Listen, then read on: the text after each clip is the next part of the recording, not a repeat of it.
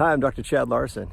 You know those commercials where, like for example, there's one where there's a bunch of guys playing tackle football without any pads on, and one guy gets totally creamed and he's like laying in the mud and he pops up and it's actually Betty White, and then somebody comes over and gives him a Snickers bar. He takes the bite and he goes, "Oh, that's better," and then he turns back into the young man instead of being Betty White. Super funny commercial, very effective, but there's some interesting implications in there that that I just want to talk about a little bit today.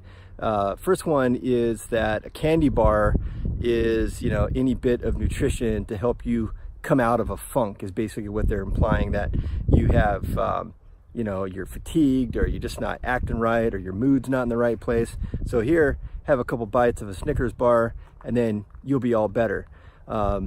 And so some researchers actually looked at this. They evaluated, is actually a meta-analysis where they kind of pooled 31 studies that had over 1,200 participants. And what they wanted to do is evaluate kind of a concentrated load of carbohydrates like you'd get in a candy bar. And then they evaluated they had some measurements where they evaluated things like mood and energy and behavior and that kind of thing. And here's basically what it came down to, is that when the participants had a sort of glucose load or a concentrated amount of carbohydrate, what actually happened is they had more fatigue within like an hour, and they actually had a decreased amount of alertness. And so they actually didn't have any kind of positive mood or behavior or energy kind of uptick from this kind of concentrated carbohydrate consumption. So I just wanted to bring this to you guys' attention because some people actually believe those commercials. Like, oh man, in the afternoon, if I'm really fatigued, I'll just have a Snickers bar or some kind of candy bar and I'll feel better after that. It's just not true. This interesting article that I just published last month in a journal called Neuroscience and Biobehavioral Reviews, and it's a very comprehensive study, and they just put this very simple kind of question to the test, and they actually suggested in there that this is something that people, you know, the standard public should know about, because a lot of these companies that produce these commercials are loaded with revenue, and they oftentimes could sway public opinion and kind of think that they're educating people. But you know, they're super entertaining, very effective commercials. I totally enjoy watching them, but just don't believe them. I mean, you can't eat a Snickers bar and think that this is something that your body needs and it'll help kind of perk you up. This study clearly showed that that is absolutely not the case. So you know, here's what's happening in a case like that. Let's say somebody's playing football and they're just not themselves, they just don't have the fuel and the energy. It's usually like a macronutrient problem. They're just not consuming the right amount of carbohydrates, fats, and proteins to really sustain energy. And they're probably one of these people on, you know, very common situation where they're on kind of the carbohydrate roller coaster.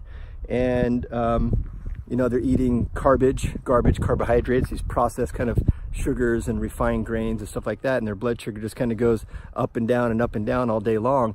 And so when you're working out really hard, you're going to have a crash of blood sugar, because that's the fuel source that you run on. And we only have a finite amount of blood sugar in the body. So if you're working out really hard, then you're gonna go through those kind of energy carbohydrate reserves pretty quickly, and then you're gonna crash, and your mood and behavior and energy are all gonna drop down. But as we've talked about in past episodes, although we only have about 2,000 calories hanging out in our body of carbohydrate in the form of glycogen and glucose, we have, even very lean people have 40 to 50,000 calories of fat waiting, sitting there, ready to be tapped and used for energy. And, you know, basic human function, but it's trapped, it's kind of locked away, and the key is like thrown out. And the key really is how insulin kind of is the gatekeeper of fuel partitioning. Are you in a fat burning mode? Are you able to utilize your fats as fuel, or are you in a fat storage mode? And insulin is one of the key hormones that are involved in that process. So in other words, if your insulin is up high, those fat burning mechanisms are just locked away.